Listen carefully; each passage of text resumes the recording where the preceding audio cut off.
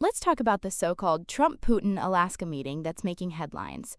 A meeting that, according to several reports, may have been based on nothing more than a misunderstanding.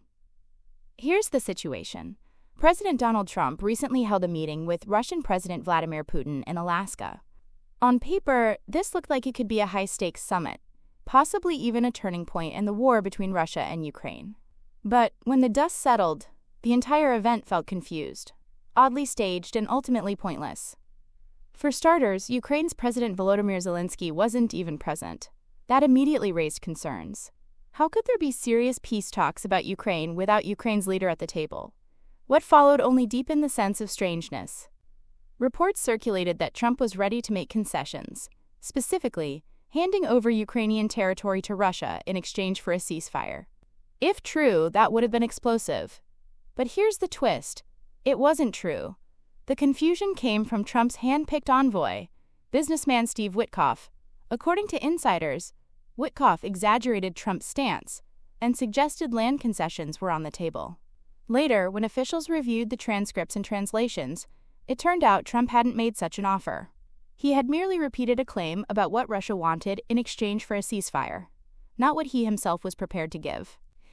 So in the end, the supposed breakthrough was just a misunderstanding. No land concessions, no binding agreements, no forward progress. Zelensky wasn't involved, and Ukraine was left watching from the sidelines. But while nothing concrete came out of the summit, the optics were striking.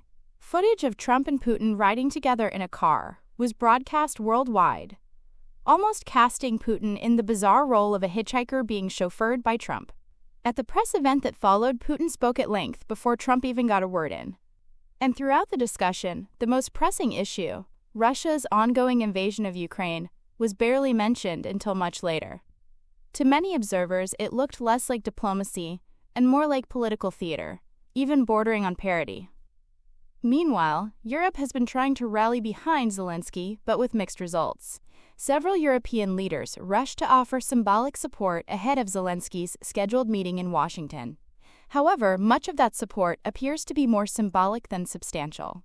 While sanctions against Russia are being extended and some military aid is being pledged, the reality is that Ukraine is still fighting an uphill battle. On the ground, Russia is making steady military gains, while Zelensky faces not only the external threat from Moscow, but also growing domestic challenges back home. This raises a key question. What exactly was Trump hoping to achieve in Alaska? Some speculate that he was chasing the image of a dealmaker, even dreaming of a Nobel Peace Prize if he could somehow broker an end to the war. But the reality is much less flattering.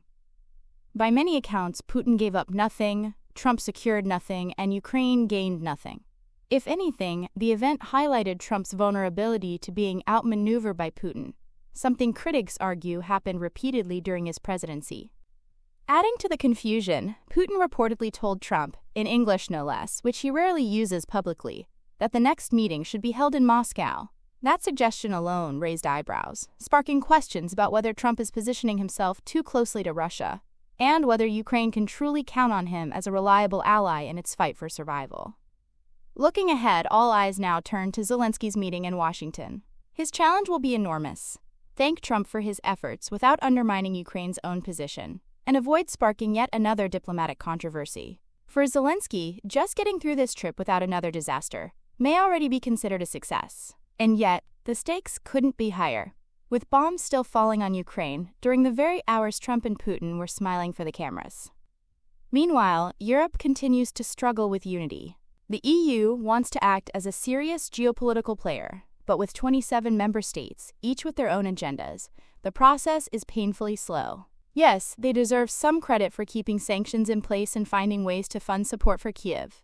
But the broader picture remains one of hesitation and half measures. Ukraine is still without firm security guarantees, and nothing about this Alaska summit changed that.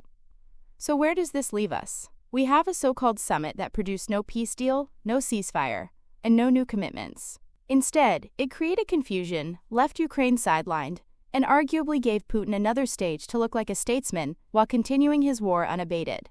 For Trump, it was a chance to showcase himself as a dealmaker, but without any actual deal to show for it.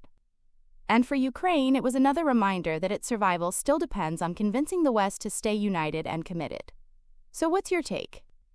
Drop a comment below.